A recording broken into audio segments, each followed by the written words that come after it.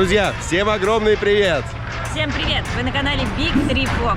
А мы сегодня отправляемся на обзорную экскурсию по старой части города Дака.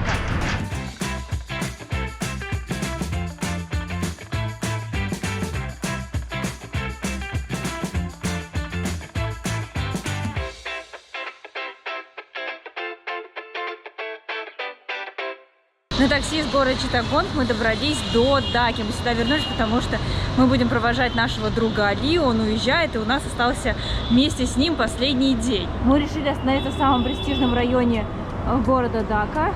Отель называется Platinum Grand. Мы сейчас приехали в наш отель. Нас уже встречают здесь с цветами.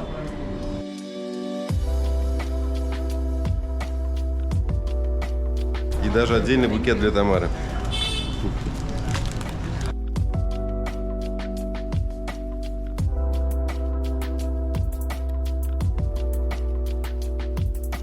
Также на ресепшене есть небольшая коворк-зона, где вы можете решить свои рабочие дела за компьютером.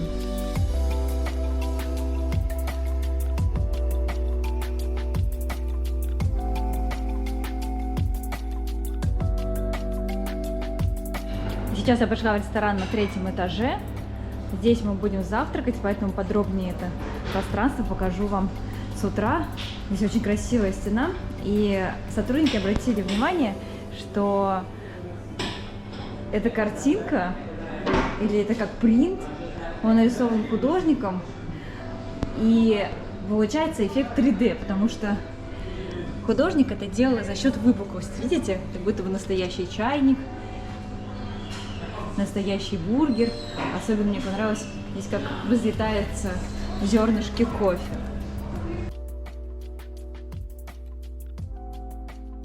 Сейчас я поднялась к тренажерному залу.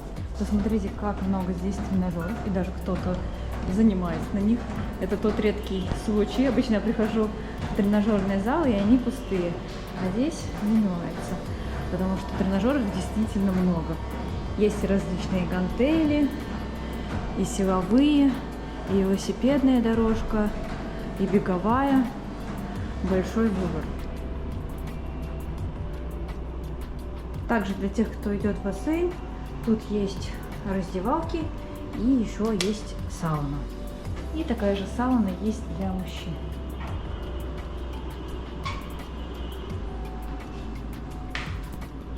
В нашей комнате есть большое зеркало в полный рост. Также огромная кровать с очень качественным матрасом. Также у нас прикроватные тумбочки, кресла, маленький столик. Помимо этого у нас есть полка для нашего багажа. Давайте посмотрим, что у нас скрывается здесь. Это у нас окно. Также у нас есть телевизор, рабочий стол. 24 часа в сутки работает ресторан, поэтому в любое время можно заказать себе вкусные блюда. У нас есть большой телевизор. Здесь меня уже ожидают цветочки, которые поставили в воду. Фруктики, дополнительно есть мини-бар из чипсов. Каждый день приносят воду, можно сделать себе чай, кофе, пакетики чая, кофе тоже присутствуют. Множество полочек. И посмотрим, что у нас есть в холодильнике. В холодильнике тоже мини-бар за дополнительную плату и сладости. Также в нашей комнате есть шкафчик. Шкафчик, 2 халатика. Помимо этого есть сейф, что немаловажно в этой стране. И еще одно зеркало. Ну и, конечно же, у нас есть большое окно с видом на город, на самый престижный район Даки. Здесь недалеко также есть парк, поэтому живем в комфортном месте. В нашей комнате есть еще и кондиционер, поэтому вдруг, если будет жарко, можно будет его использовать. И давайте пройдем в душевую комнату. Большая кабинка душевая. Есть мыло, лейка. Ну и здесь все стандартно. Зеркало, раковина, унитаз. Также есть еще шампунь, лосьон для тела и зубной набор. Немного отдохнув в нашем номере, мы поднялись наверх этого отеля. Здесь открывается шикарный панорамный вид на столицу, на Даку. Также здесь есть бассейн, есть прекрасные столики, где можно уютно расположиться вечером, заказать себе безалкогольные коктейли. Также мы заказали себе закуску, поэтому сейчас немножко отдохнем, посидим, перекусим, а завтра уже продолжим наши активные приключения.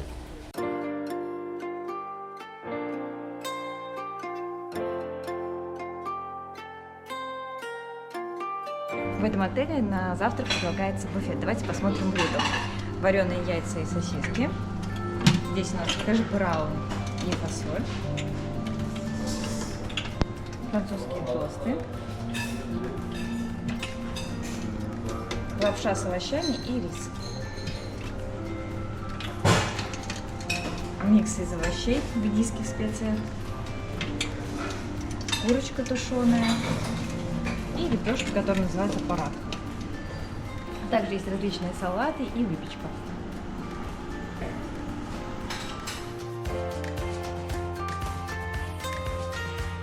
Еще можно заказать себе здесь кофе, капучино, а также мои любимые соки. Сегодня у нас есть сок из папайи и сок из арбуза. Помимо тех блюд, которые мы вам уже показали, здесь также можно выбрать различные блюда из яиц. В данном случае это жареные яйца.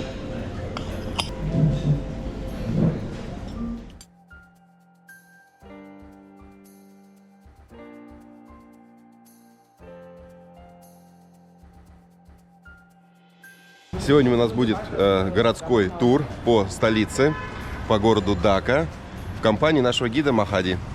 Окей.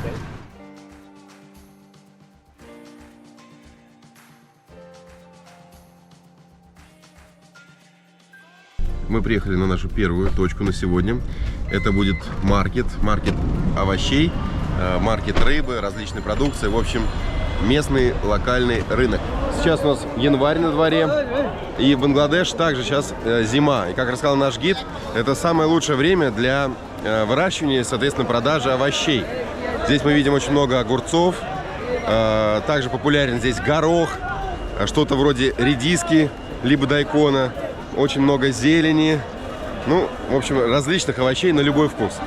В утреннее время особенно активен этот рынок. Постоянно можем видеть людей с корзинками на головах, которые переносят товары с одной точки на другую.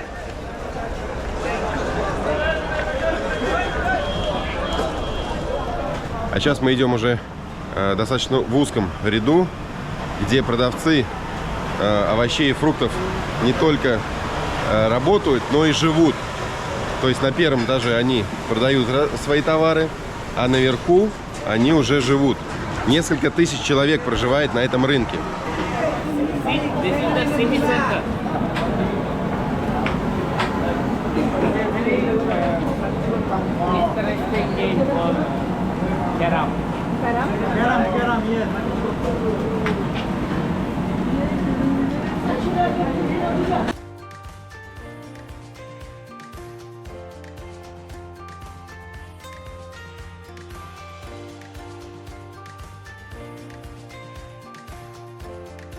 Сейчас мы дошли до рынка специй. Здесь есть и розмарин, очень много видов различного чили. В общем, очень много специй, которые как раз используют в кухню в местных блюдах.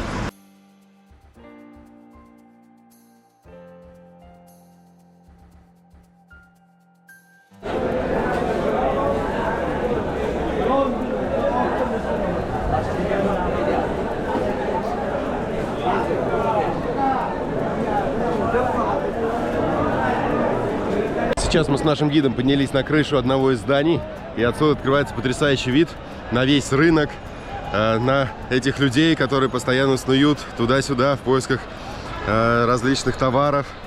Продавцы, покупатели, в общем, шумная утренняя жизнь столицы Бангладеш. Уже выходя из рынка, мы набрели на палатки, в которых делают различные предметы из стали, то есть для того, чтобы что-то резать, подрезать, какие-то ножи, какие-то мачете, еще что-то.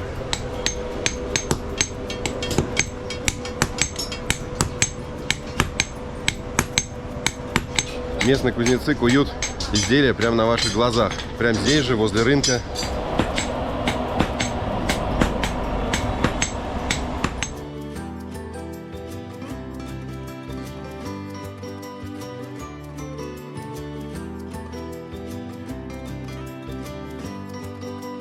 Сейчас мы находимся в той части рынка, где продают рыбу.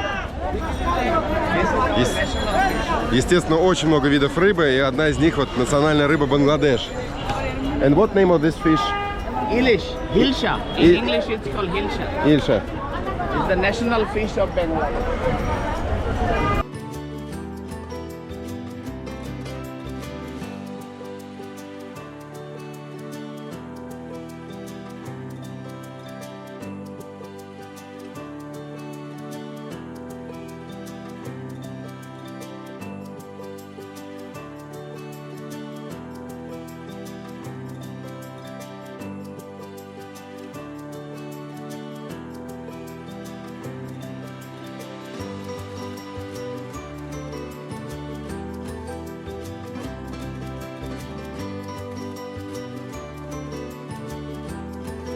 Сейчас мы находимся на железнодорожных путях. Здесь также продают рыбу, но главная фишка этого места в том, что иногда здесь проходит поезд, и все продавцы расходятся по сторонам, чтобы пропустить состав.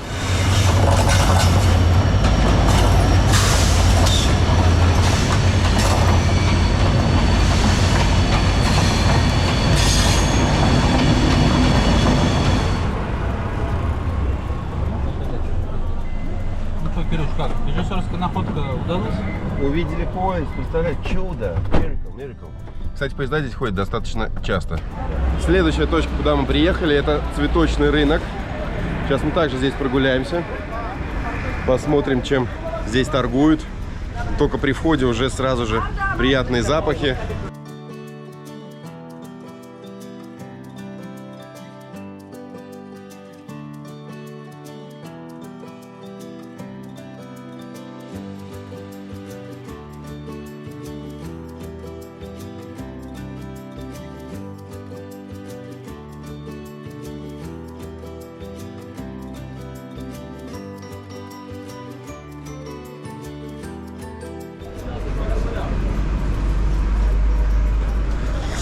Вот точно такими же цветами нас встречали в отеле, в котором мы сейчас проживаем.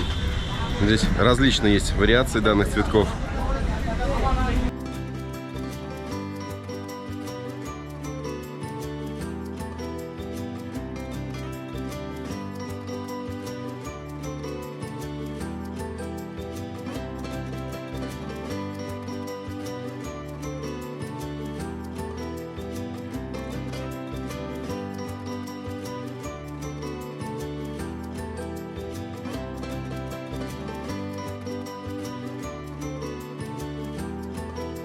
Сейчас у цветочного рынка мы возьмем рикшу, чтобы добраться до нашего автомобиля.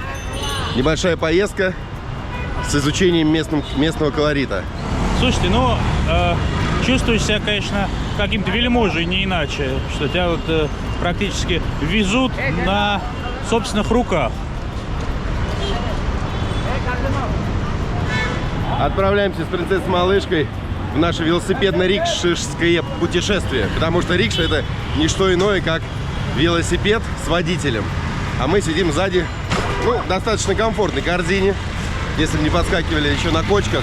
Ну, конечно же, стоит упомянуть, что это для нас, наверное, рикша — это как элемент такого некого развлечения. А для местных жителей это каждодневный транспорт, который они себе могут позволить, между прочим, некоторые. Вот. И то не все. Поэтому добраться из одной точки в другой на рикше очень удобно, особенно по пробкам. Поскольку до этого на рикше мы не ездили, поэтому цен не знаем. Вот сейчас я поинтересовался у гида, который сказал, что вот наша короткая поездка, которая сейчас была, она стоит порядка 50 рупий. Соответственно, если у вас поездка подлиннее, то это уже 100, либо 200 рупий. Вот. То есть в целом достаточно демократичные цены. Особенно удобно передвигаться по пробкам. Мы сейчас находимся в университете Даки. Это такое ключевое, наверное, высшее учебное заведение страны. Оно было в 20 году 20 века создано, когда еще был Бангладеш частью Индии. И каждый раз этот университет принимал большое участие в во всех политических движениях страны. Так, в 1947 году именно сюда президент Пакистана, на тот момент Бангладеш, разделившись вот от большой вот этой индийской колонии, стал частью Пакистана. Президент Пакистана приехал сюда и сказал, значит так, все будем разговаривать на урду. На тот момент Бангладеш, исключительно все бенгальцы разговаривали на бангле, на их местном языке. И президент Пакистана хотел, чтобы они все говорили, значит, так, как основная часть Пакистана, которая разделена 1600 километров Индии. Люди взбунтовались, особенно студенты, и они протестовали 4 года, после чего согласились, сказать, ладно, хорошо, пускай у вас будет, значит, этот второй язык ваш.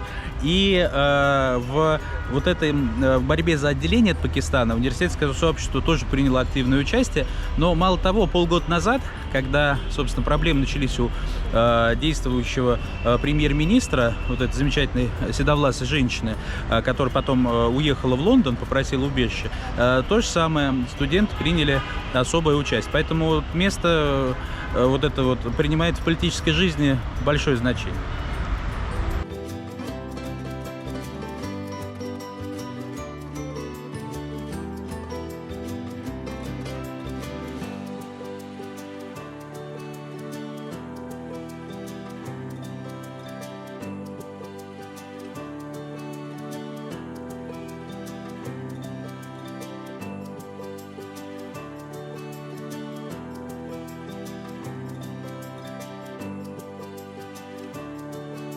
Только что мы наблюдали парк, в котором отмечены, так сказать, отмечен персональный вклад разных деятелей искусства, культуры, политики в становлении независимости Бангладеша. Там вы можете найти членов группы Beatles, да, особенно Харрисона, потому что он в период как раз конца 70-х организовал концерт в честь Бангладеша, в честь людей, которые борются за свою независимость. Здесь вы найдете и Эйнштейна почему-то, найдете, собственно говоря, и прошлую руководительницу Бангладеша, но когда вот протесты начались полгода назад, начали крушить, собственно, ее постамент, там и другие пострадали. Но еще нам гид только что сказал из интересного, что, так сказать, жители Бангладеша более расположены к нашей стране, нежели там к тем же штатам, потому что когда в 1971 году они боролись за независимость и отделение от Пакистана, Америка начала приближать свои суда, чтобы помочь Пакистану побить, собственно говоря, бангладешцев. Но Советский Союз свою армаду отправил туда и тем самым как бы вот эту карту сделал бито. Вот. И это оказало огромное влияние. Без этого они независимость свою не получили. Поэтому к нам, на самом деле, здесь очень хорошо все относятся. Когда слышат Раша, они такие: о, Раша, наши друзья. А сейчас мы приехали в крепость, возраст которой более 400 лет. Здесь располагается как фортификационные сооружения, то есть вот эти стены, так и некоторые храмовые конструкции. Сейчас мы их посмотрим. Это место называется Лал-Баг. Сюда нужно приобрести билет, и открывается такой замечательный вид на крепость, которую мы вам сейчас покажем. Она, кстати, немного напоминает нам Тадж-Махал, который находится в Агре, в Индии.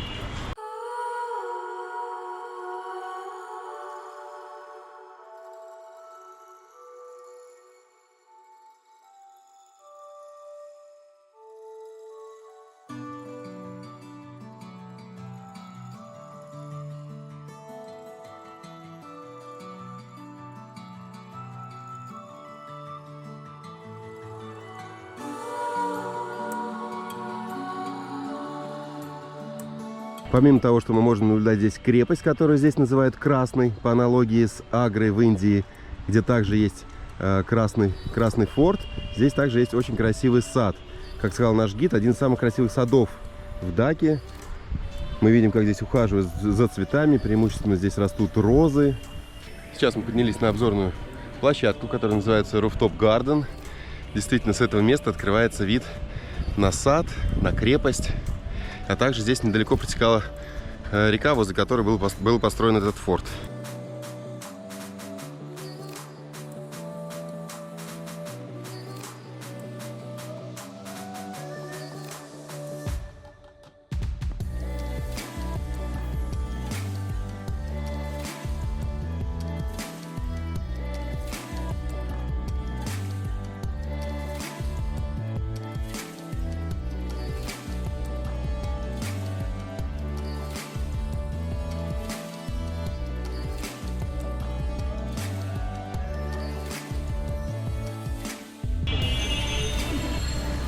Как обычно, фотосессия. Все местные просят фотографироваться с белым человеком.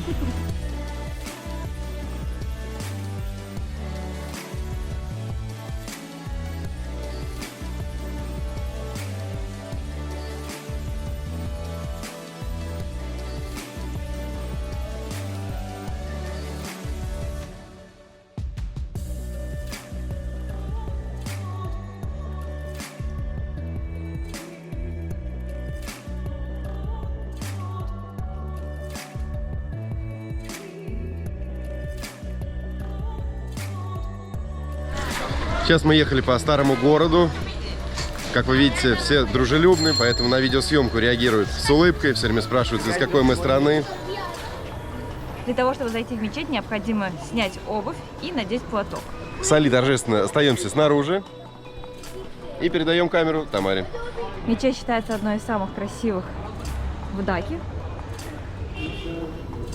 Сейчас мы гуляем по этой мечети, и я узнала, что вот эта вот мозаика, из которой выполнен основной интерьер этой мечети, привезен из Японии. Здесь хранится полочка с Кораном, можно подходить и брать его. И так как эта плитка привезена из Японии, здесь можно увидеть изображение вулкана Фудзи. Здесь готовят кушать, потому что, оказывается, некоторые туристы приезжают на несколько дней конкретно в эту мечеть и молятся, живут здесь, кушают, и прямо здесь им готовят еду. Следующее место, куда мы приехали, это церковь конца 18 века. И не простая церковь, а армянская. Эта церковь была построена армянской общиной в 1781 году. Проживали они здесь в 17-18 веке, но после того, как они уехали, бенгальцы не оставили эту церковь, а продолжили за ней ухаживать.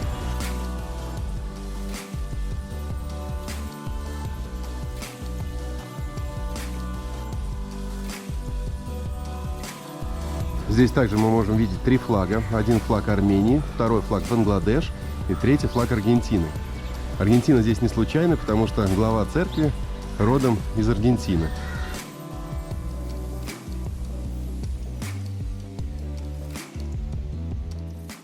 Также на территории этой церкви есть небольшое кладбище, где захоронено несколько сотен армян.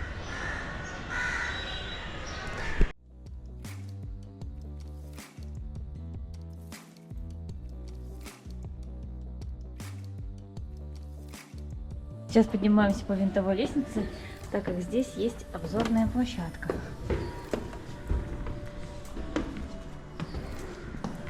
Во-первых, мы можем посмотреть отсюда на алтарь, на прихожан, которые могли бы здесь присутствовать.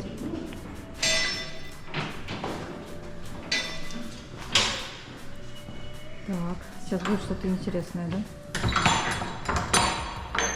О, еще проход.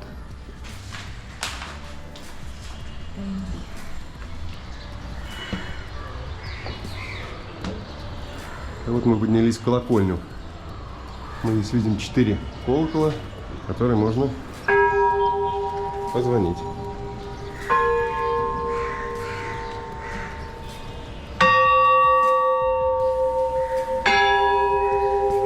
О, здорово.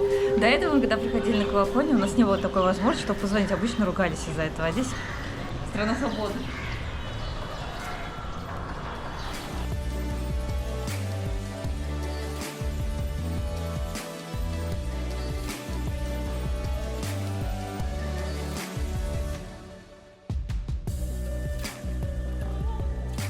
Сейчас мы сделали небольшую остановку на мосту, с которого открываются красивые виды на реку, которая называется Буриганга, также на суда, которые здесь плавают.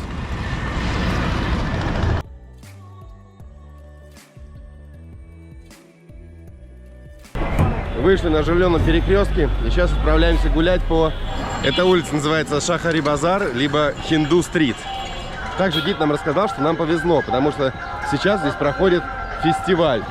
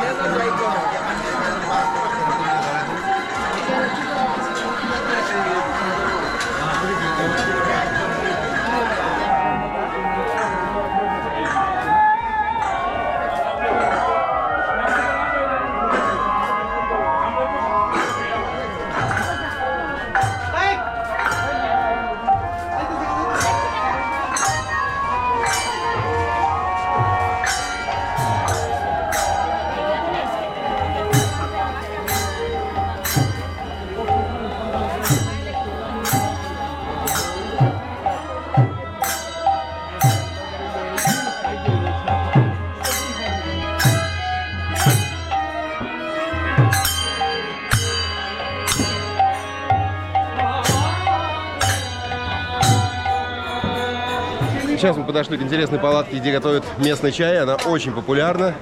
Ну и мы также, конечно же, обязательно его попробуем. Чай с молоком. Теперь будем пробовать, дегустировать вкус местного колорита. But it's not masala tea. It's a little bit different. It's a milk with tea. Tea, milk, water. No masala. like black tea. It's milk tea. Молочный чай, но достаточно крепкий, надо сказать. Знаете, вот каждый раз удивляешься, но здесь люди очень дружелюбные. Несмотря на то, что мы зашли прямо в очень не туристические места, люди, несмотря на имущественное положение, все равно не особо достают, улыбаются, спрашивают, откуда вы, и совершенно не мешают путешествовать. Очень многие люди стоят рядом с этой палаткой с чаями. Кстати, там есть различные виды чая. Мы пили самый популярный. И также здесь его пьют, отдыхают. Но вечером, говорят, здесь народу прям не протолкнуться. Нам еще повезло, потому что сейчас время обеденное. Сейчас мы уже попали на торговые ряды. Здесь продают различную ткань, одежду. Как нам рассказал гид, это самая большая фабрика, именно связанная с тканью. Russia. Yeah. Moscow. Yeah. Vladimir Putin. Putin how?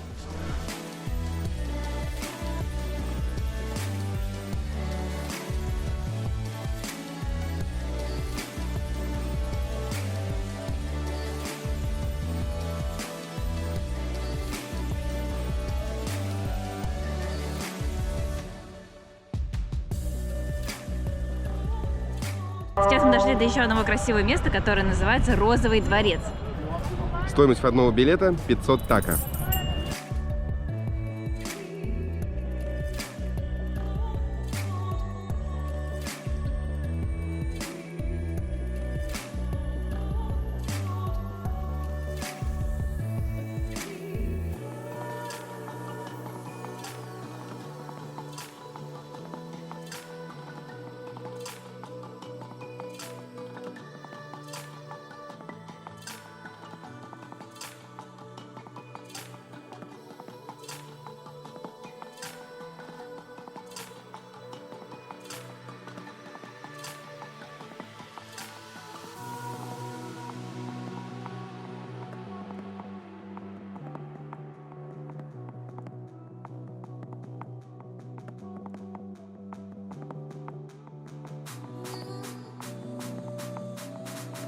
Сейчас мы немного прогулялись внутри дворца. Он оборудован под музей, а раньше служил как дворец для правительства. Architecture of this place also very similar with British colonial style. Well, but I very happy that now you are independent. Yeah, and you are not part of nothing, not India, not Pakistan, not British colony. You are just doing everything by yourself, and I wish you good luck in this process. Thank you. Thank you so much. Thank you so much. Good luck for you. Thank you. Thank you. Оказывается, студенты местные тоже как бы заметили туристов, они учатся на факультете международных отношений, решили задать пару вопросов. Их особенно волновало, насколько заметно влияние британской метрополии, того, что 200 лет они как бы были в составе колонии британской. Вот больше таких вопросов задают, видимо, как-то хотят в своей работе подчеркнуть последствия вот этого колониального периода. Но ребята очень дружелюбные, я уверен, что у них получится хорошие научные работы. Ну, а Али у нас, как вы поняли, уже главный эксперт по Бангладеш, по его культуре, по истории. Никакой гид нам не нужен. Али сейчас немножко преждевременно с нами прощается, потому что он, на самом деле, сегодня вечером улетает в Москву. Ну, а сейчас мы отправляемся в небольшой лодочный тур. Сама лодочка абсолютно простая, деревянная, никаких сидений не предусмотрено. Вот сзади человек с веслом, мы сели просто вниз, ножки вперед, нам дали зонтик, который защищает нас от солнца, можно им пользоваться. Все, куда-то плывем. Сейчас мы проплываем множество кораблей вдоль берега. Это своеобразная верфь, то есть здесь корабли ремонтируют, восстанавливают и дальше отправляют в плавание.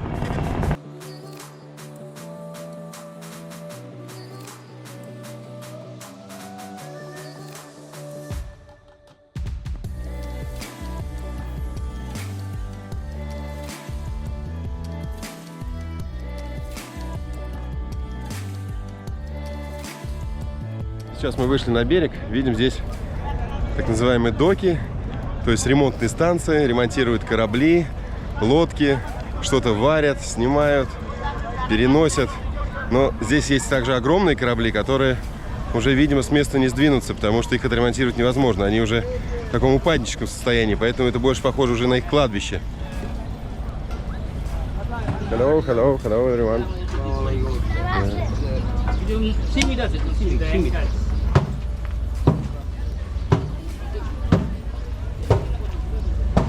Проходим сейчас гаражного типа мастерские. Пахнет маслом. Ремонтируют какие-то двигатели. Очень много якорей. Hello.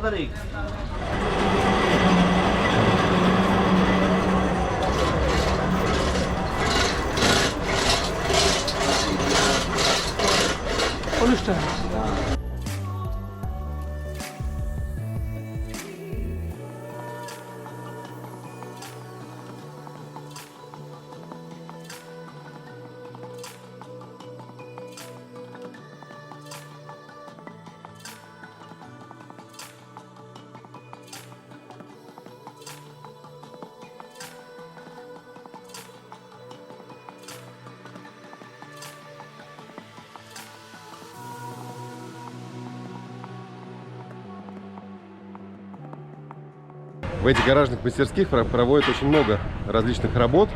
До этого мы видели, как варили огромный винт для корабля, после чего плавили металл для каких-то других нужд. И все это проходит рядом с жилыми зданиями. Цена на квартиры здесь, кстати, очень-очень дорогая, чуть ли не $60 тысяч, как рассказал наш гид.